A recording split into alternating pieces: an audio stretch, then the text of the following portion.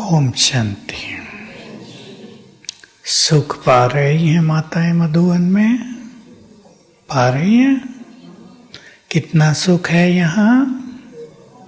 अच्छा, माताएं ऐसे कर रही हैं। अच्छा। भाई लोग, सुख,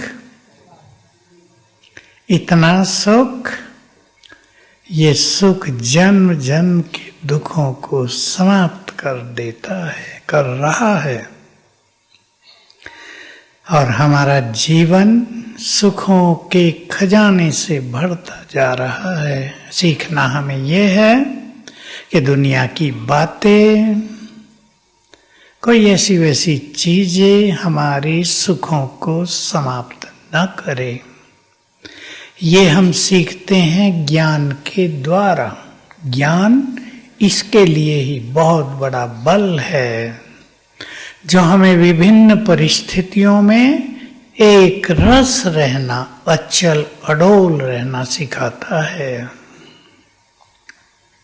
बाबा की 2 अव्यक्त मुरलियां सुन चुके हैं हम।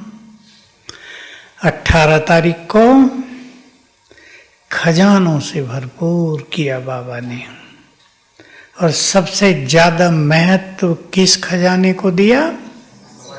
समय। आज हम इस पे ज्यादा चर्चा करेंगे, लेकिन संडे की कल संडे था, कल की मुरली से एक बात जो सबको अनुभव में लानी है। हमारा भविष्य हमें बिल्कुल क्लियर दिखना चाहिए। चाहे हम कोई भी पद पाए, बड़ा या छोटा, लेकिन हम कहाँ होंगे, कैसा हमारा जीवन होगा, कैसे हमारे बड़े घर होंगे, कितनी संपन्नता होगी, भरपूर होंगे। पैसे का लेन देन नहीं होगा, 1 रुपया 2 रुपया 10 100 1000, ये सब नहीं, सब माल फ्री होगा या नहीं? फ्री ही लेंगे, फ्री ही देंगे, फ्री होगा सब कुछ। एक चीज लेंगे, दूसरी चीज मिलेगी, देंगे एक के बदले एक। भारत की ये प्राचीन कल्चर ही रही है। हम जब छोटे थे हमें याद है, मक्की खेत में हुई तो पड़ो दूध है, किसी के घर में मेहमान आए हैं, उसके दूध नहीं है, 1 लोटा दूध देकर आए। वो मांगते नहीं थे। छाछ तो सवेरे खूब बटती थी, बिलोया जाता था, कम से कम 10 रखे होंगे, इतने इतने बर्तन, उन्हें भरना है छाछ से। ये लेन देन की प्रथा भारत की है, इसलिए भारत की कल्चर संसार में सबसे महान। यहाँ पैसे का महत्व नहीं था, ये तो अब हुआ है। किसका महत्व था? संबंधों का। यहाँ संतोष था मनुष्य में बहुत ज्यादा। मैंने पढ़ा कि अकबर के राज्य में एक मजदूर को 1 मास की तनख्वाह 1 रुपया थी। चांदी के होते थे वो, 1 रुपये में उनका काम चलता था। कितनी सस्ताई होगी। सतयुग में सब फ्री। ऐसी दुनिया में हम जा रहे हैं, उस दुनिया को अपने सामने देखा करें। समय अपनी गति से चल रहा है। देखो, ड्रामा और समय इस तरह देखा करें, ड्रामा की रील चल रही, इसमें सीन आ रहे हैं और जा रहे हैं, आ रहे हैं, जा रहे। अब ये कलयुग का सीन जा रहा है, स्वर्णिम युग का सीन आ रहा। उसको देखा करें, कैसा है वो सीन, हम कैसे हैं उसमें, घरों में क्या क्या खड़ा है सामने। जैसे आजकल कारें खड़ी हो गई ना सबके घर में, ये हम उसी ओर बढ़ रहे हैं। ये जो विकास हो रहा है, ये सतयुग के लिए है। ये कारें पुष्पक विमान में बदल जाएंगी। यहीं के वैज्ञानिक ऐसी टेक्नोलॉजी खोज कर देंगे कि तेल की जरूरत नहीं होगी पुष्पक विमानों में। एटॉमिक एनर्जी से या सोलर एनर्जी से विमान चलेंगे। बस एटॉमिक एनर्जी की छोटी सी चीज इंजन के बाहर रख दी, जीवन भर चलता रहेगा। अभी भी वैज्ञानिकों को इस चीज का पता है, लेकिन इसकी इन्वेंशन नहीं हो पाई है, खोज नहीं हो पाई है। छोटा सा पीस रख दिया, जीवन भर तेल की जरूरत नहीं, ये सब हो जाएगा। तो हम सभी को सर्व खजाने मिले हैं। सतयुग को आज सोने पर भी और सवेरे उठने पर भी याद करना। ऐसी दुनिया आ रही है, हमारे लिए शिव बाबा बना रहे हैं। उसको नहीं चाहिए दुनिया, हमारे लिए खजाने। सबसे बड़ा खजाना कौन सा मिला है?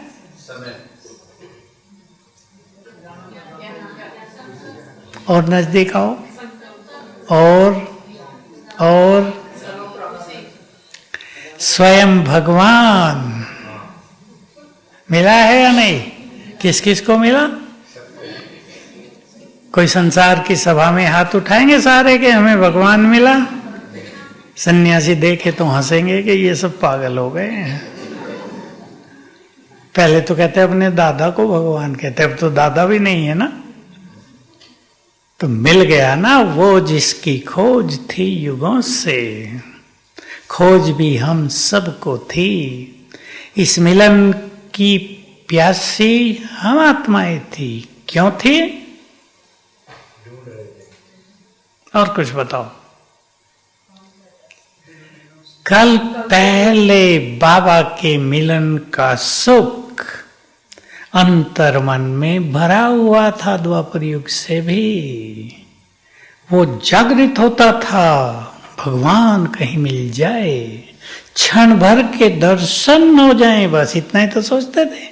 ज्ञान देगा वो आकर, ये तो पता ही नहीं था, किसी की कल्पना में नहीं था। श्री कृष्ण ने अर्जुन को ज्ञान दिया था, वो उसका काम था मोह नष्ट करना। हमारा थोड़ा ही है, हमारा काम है गीता का पाठ कर लेना, इतना ही था ना। कभी सोचा नहीं था, गीत है ना वो,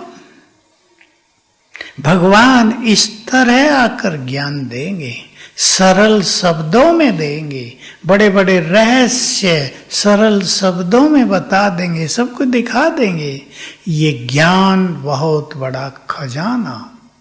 बाबा ने साकार में कभी कहा, शास्त्रों में यदि ज्ञान रतन होते तो भारत साहूकार होता। भक्ति रत्न है शास्त्रों में। और शास्त्र भिन्न भिन्न तरह के हैं। कुछ शास्त्र ऐसे लोगों ने भी लिखे जो धर्म के विरुद्ध ही थे, लेकिन वो संस्कृत में है, वो एक ऋषि ने लिखे हैं, इसलिए वो शास्त्र हैं। भाई ज्ञान कुछ नहीं, उसमें उल्टी बातें बहुत हैं। एक व्यक्ति छींक से पैदा हो गया, छींक दिया और वो पैदा हो गया। हनुमान ने सूरज को मुंह में दबा लिया। आज के वैज्ञानिक सुने, आप सब भी हंसेंगे ना। जिसकी गर्मी 4 करोड़ माइल से मनुष्य को तपा रही है, उसको मुख में ले लेंगे तो क्या हाल हो जाएगा। तो ये क्या है? महावीर आत्माओं ने ज्ञान सूर्य को समा लिया। रहस्य हैं। कोई मनुष्य सूरज को मुंह में डाल ले, ये संभव नहीं है। इनके अलौकिक रहस्य हैं। तो हमें सबसे बड़ा खजाना मिला स्वयं भगवान, खजानों का बीज, और फिर मिला उसका ज्ञान। ज्ञान ने हमें राह दिखाई। सोचो, मेरे साथ सोचो, ज्ञान ने हमें राह दिखा दी। अब विचार करो, यहां से आपको म्यूजियम जाना हो पैदल और रास्ते का पता ना हो, इधर से जाएंगे, इधर से जाएंगे, नक्की का चक्कर लगा के जाएंगे या लेफ्ट से जाएंगे, तो भटक सकते हैं ना।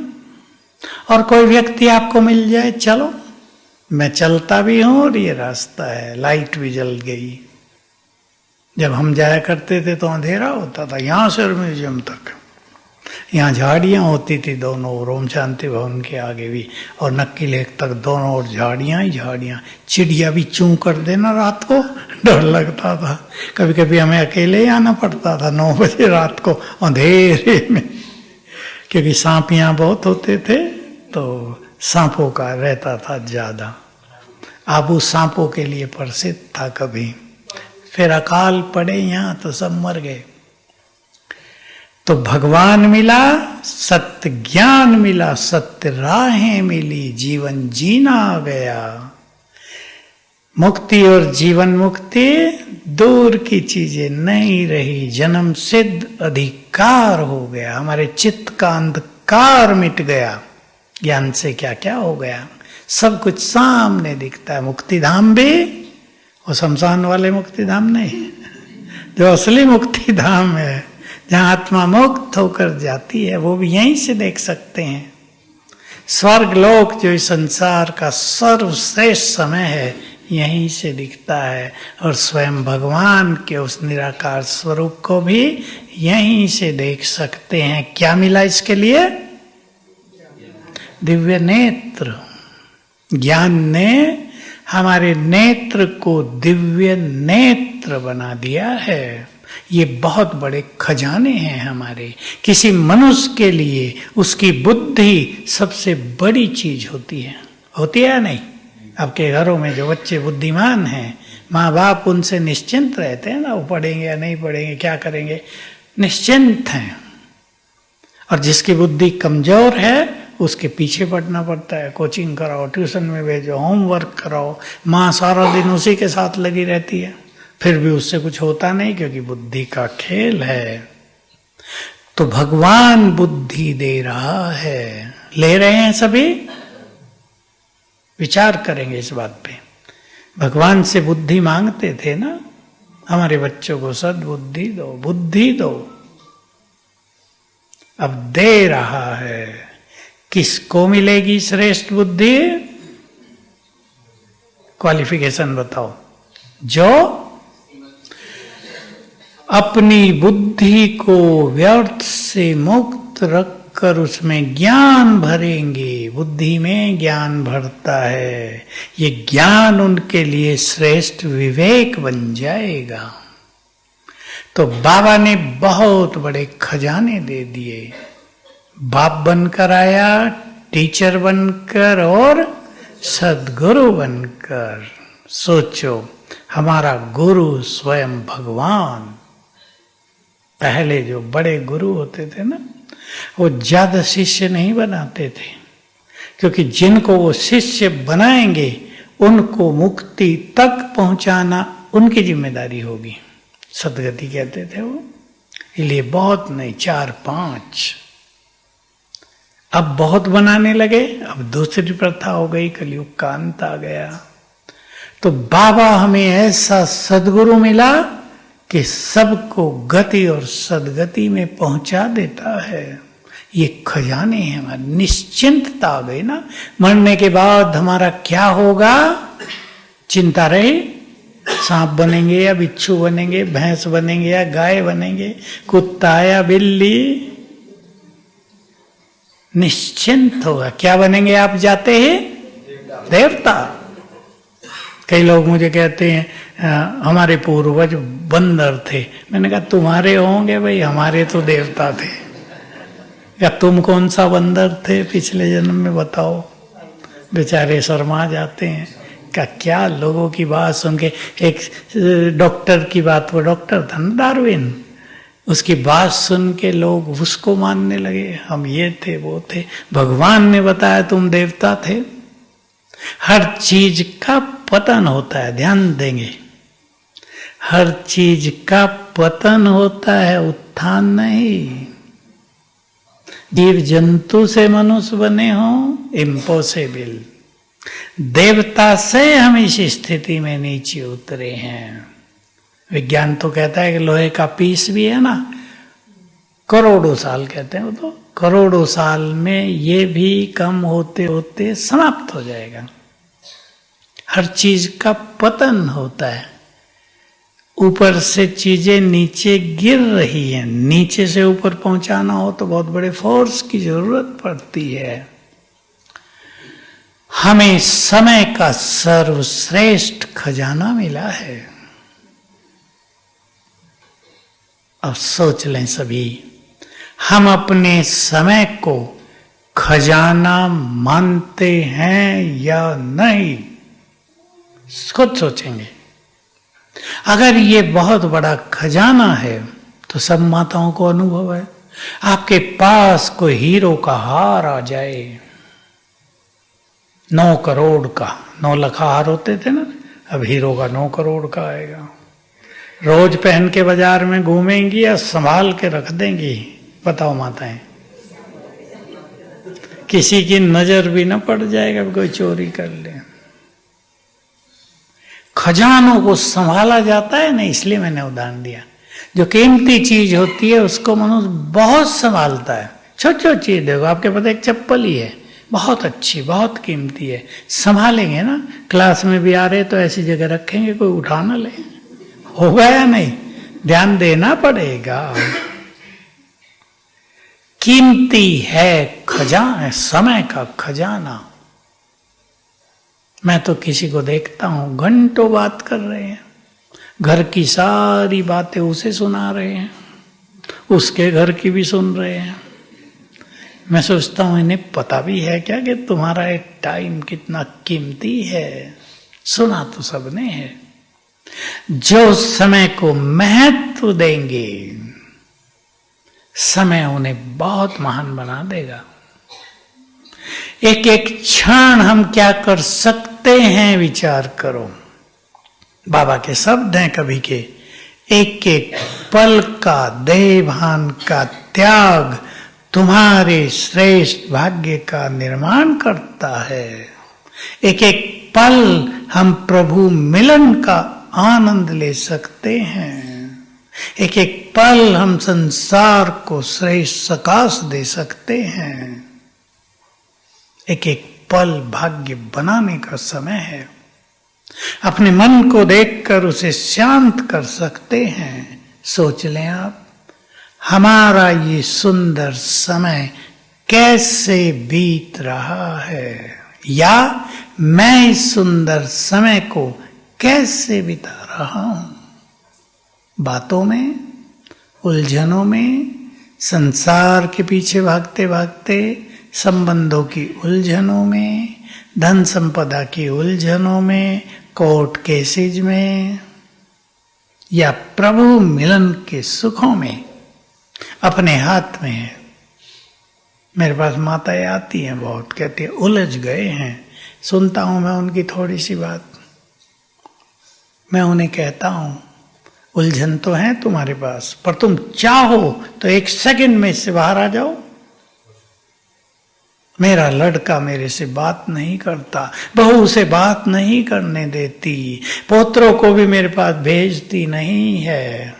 अब दादी को तो ये होता है ना, पोतरे गोद में खेले मजा आएगा, प्यार देगी, उन्हें पालना देगी। लेकिन जब वो नहीं कर रहे तो क्या करना चाहिए? माताओं से पूछता हूं तो बोलो। इससे वो दुखी हो रही है बहुत। बात तो बहुत प्रैक्टिकल है ना, माताओं के चेहरे देख रहा हूं मैं।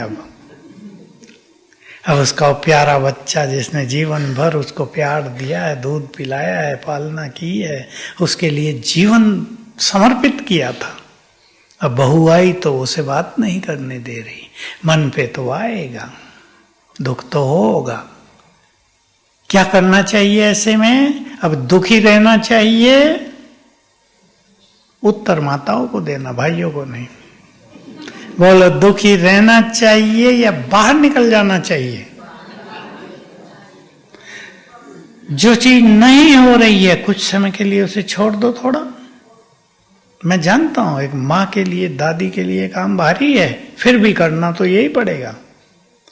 अपनी स्थिति को महान बनाओ, संसार आपके पीछे चलेगा। बाबा की बातों पे गौर करो सभी। स्वमान में रहो, संसार आपको सम्मान देगा। देह से न्यारेपन का अभ्यास करो, संसार के प्यारे बन जाओगे। ये भगवान ने कहा, ये रहस्य हैं इस सृष्टि के। तो इन उलझनों में अपने को उलझाना नहीं है। मेरे पास ऐसी माताएं आती हैं, दूसरी माताओं की कहानी सुनो, यही केस उनके पास, कहते हैं ठीक है बंधन मुक्त हुए, हमने अपने बच्चों के लिए जो कुछ करना था कर दिया, अब उनका जीवन वो चलाएंगे, हम बाबा की ओर, अब मुझे जन्म जन्म का भाग्य बनाना है। मैं देखता रह जाता हूँ माताओं को, इतनी बुद्धिमान माताएं बुद्धिमान होती हैं। पढ़ाई मनुष्य को बुद्धिमान नहीं बनाती, बुद्धिमान तो सद्विवेक बनाता है जो ईश्वरीय ज्ञान से मिलता है। पढ़ाई से डिग्री मिलती है, अहंकार भी पैदा हो जाता है। इसलिए सभी चिंतन करेंगे हमारा ये सुंदर समय कैसे बीत रहा है। सेवाओं में कौन कौन बहनें आ गई? बहुत अच्छा, देखो सारी सेवाधारी माताएं बैठी हैं। आपको चांस मिला ना, यहाँ सेवाएं भी ज्यादा नहीं है फिर भी आप आ गए।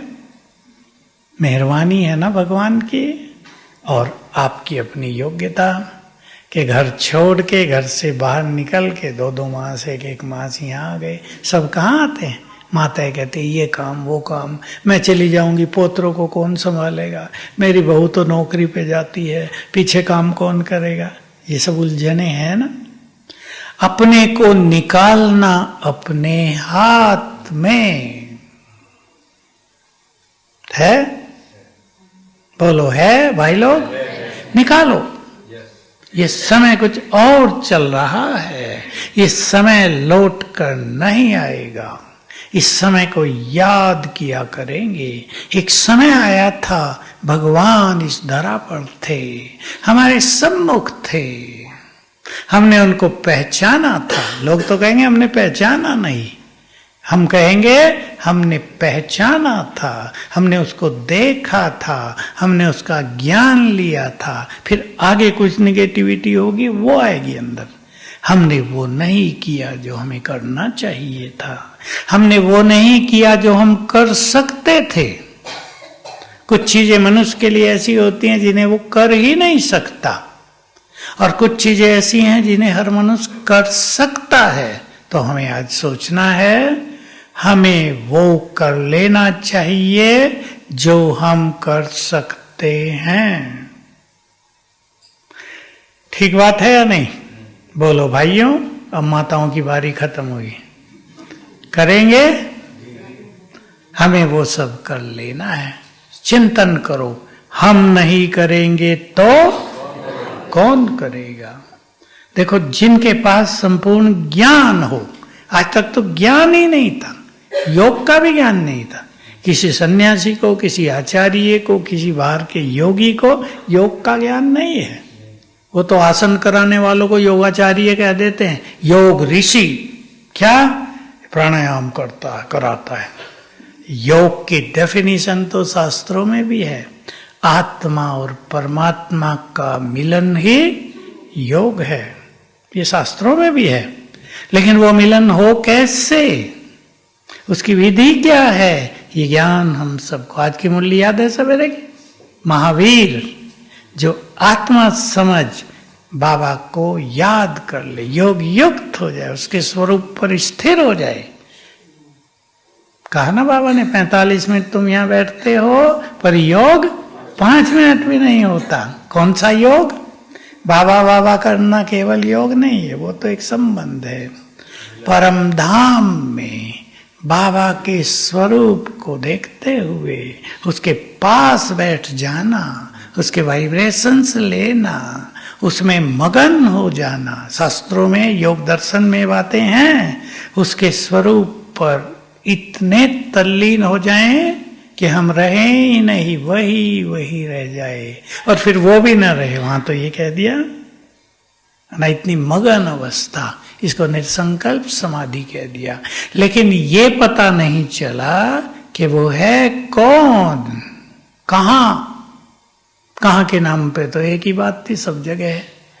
सब जगह योग कैसे लगेगा? स्थान चाहिए, रूप चाहिए।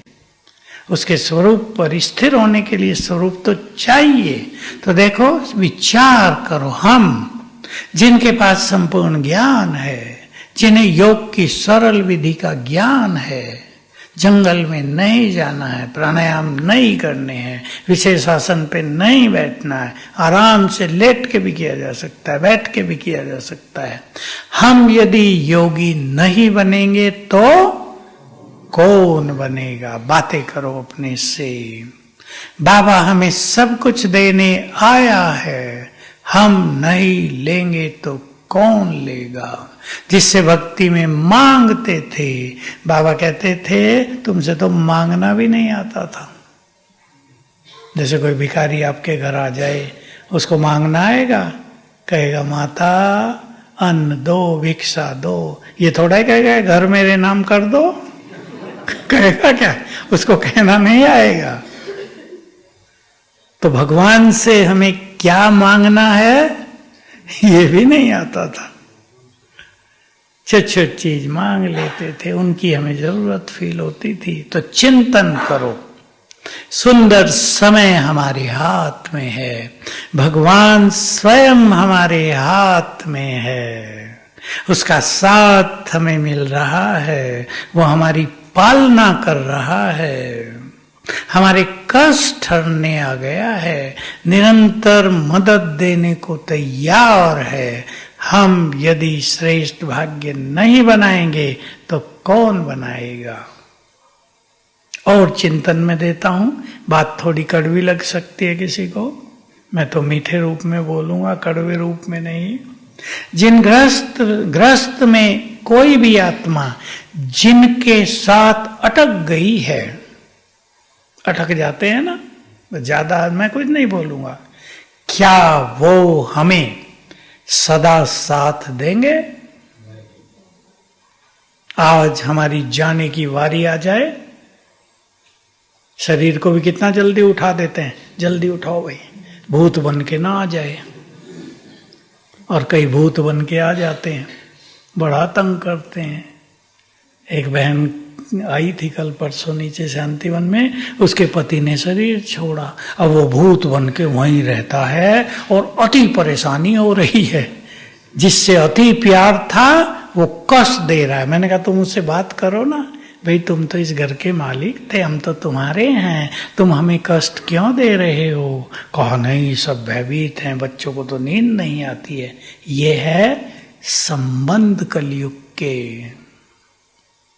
तो जिनके पीछे मनुष्य सारा समय और एनर्जी लगा रहा है, क्या वो साथ देंगे? अब सोच लो, इसका अर्थ है नहीं आप उन्हें छोड़ के अलग हो जाओ, कर्तव्य करो अपने, लेकिन साक्षी भी हो जाओ। उनका भाग्य भी तो उनके साथ है, उनका भाग्य उनके साथ है। एक कहानी आई आज ही मेरे पास, अभी अभी मैं भूल रहा हूं। एक व्यक्ति पिछले जन्मों में राजा था, कोई डाकू था उसके राज में, उसने उसको मार दिया। डाकू को तो मारना पड़ेगा ना, मरवा दिया अपनी सेना से। वो डाकू की पत्नी इससे बदला लेना चाहती थी। अब वो डाकू की पत्नी भी और ये राजा भी दोनों ब्रह्मा कुमार कुमारी हैं।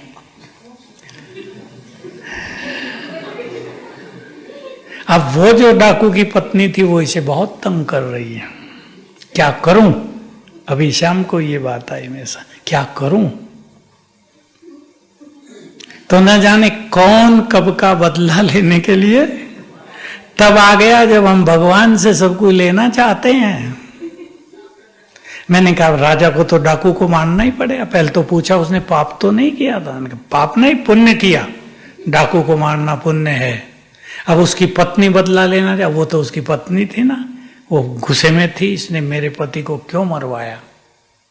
तो देखो, जन्म जन्म के संबंधों का खेल इस समय चल रहा है।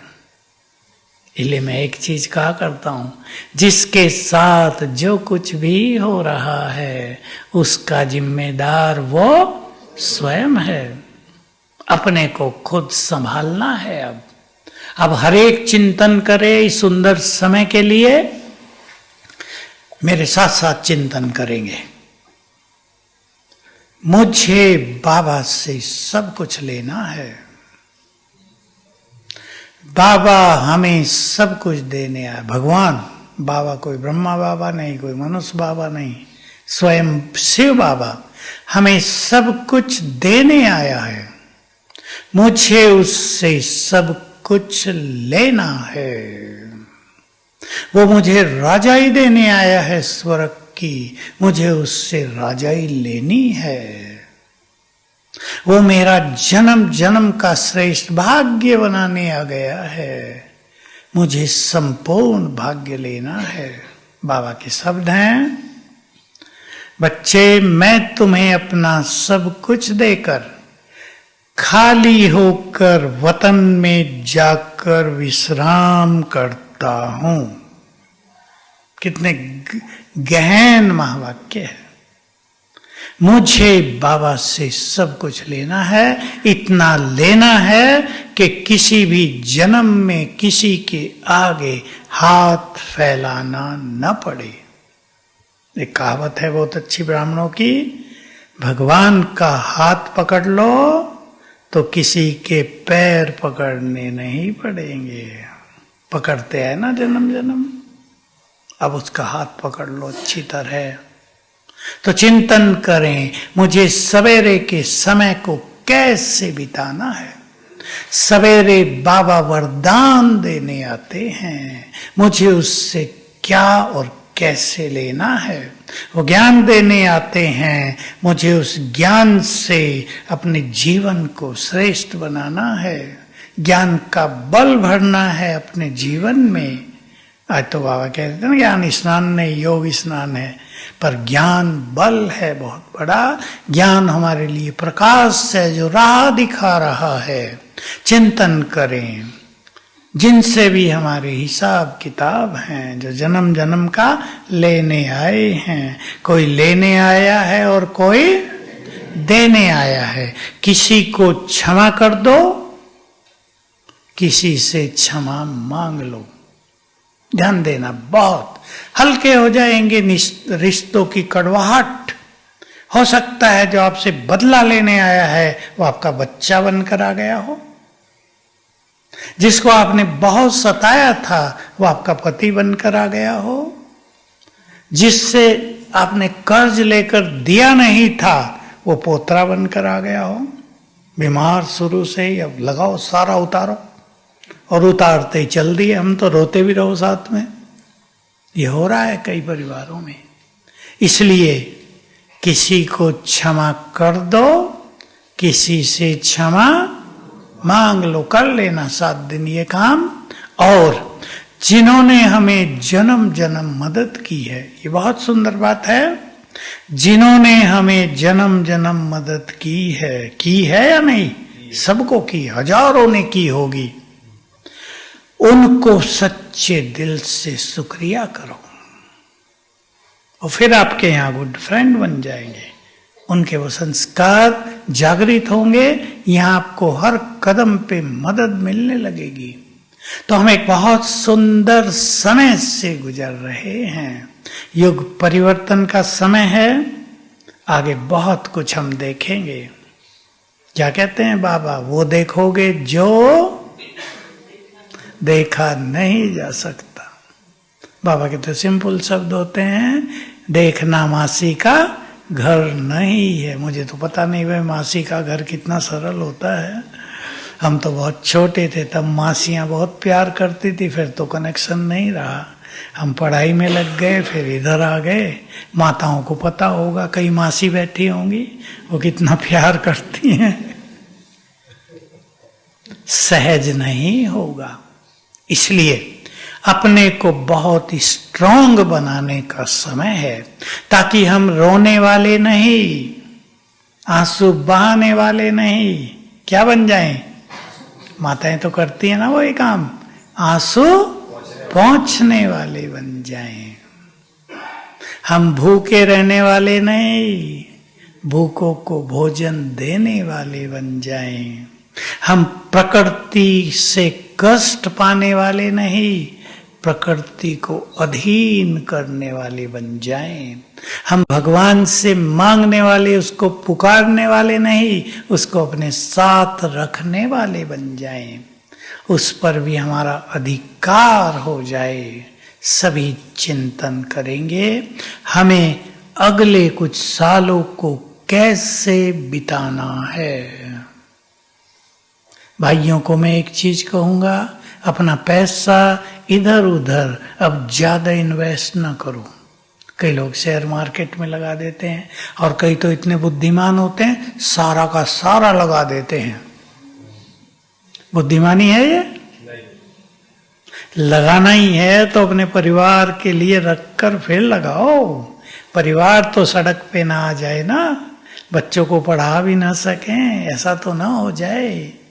लालच, अति लालच जिसके पास भी हो वो उससे मुक्त हो जाए। नहीं तो सबसे ज्यादा कष्ट लालच देने जा रहा है संसार को। बहुत खेल बिगड़ सकता है कभी भी, क्योंकि गृह युद्ध के आसार बहुत तेजी से बढ़ रहे हैं। यूपी में तो कई जगह हो गया 2-3 दिन में ही, और लोग बुरा ही व्यवहार कर रहे हैं। विनाश काले विपरीत बुद्धि का खेल दिखाई दे रहा है कि जरा सी बात पे लड़ने मरने मारने को तैयार। ये नहीं भी, ये तो छोटी सी बात है, खत्म करो। नहीं, क्यों? तो खेल तेजी से बिगड़ेगा। विश्व युद्ध के किनारे संसार आ खड़ा हुआ है। आ गया या नहीं?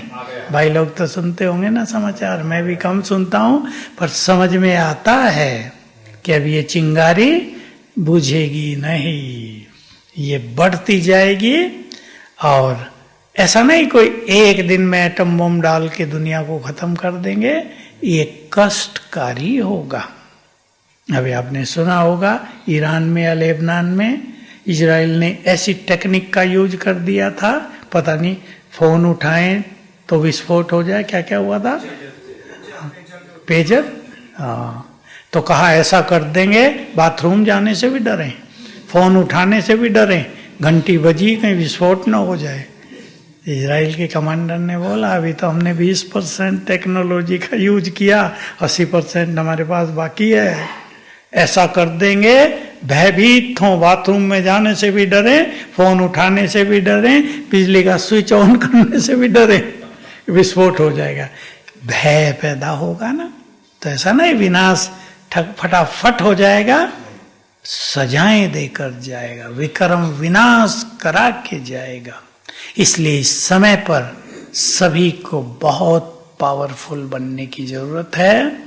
अपने को बार बार याद दिलाया करें, ये समय दोबारा नहीं आएगा। एक एक दिन जो बीत रहा है वो दोबारा नहीं आएगा। हमारे लिए समय वरदानी बनकर आया है, लोगों के लिए विनाशकारी होगा और हमारे लिए आनंदकारी वरदानी समय।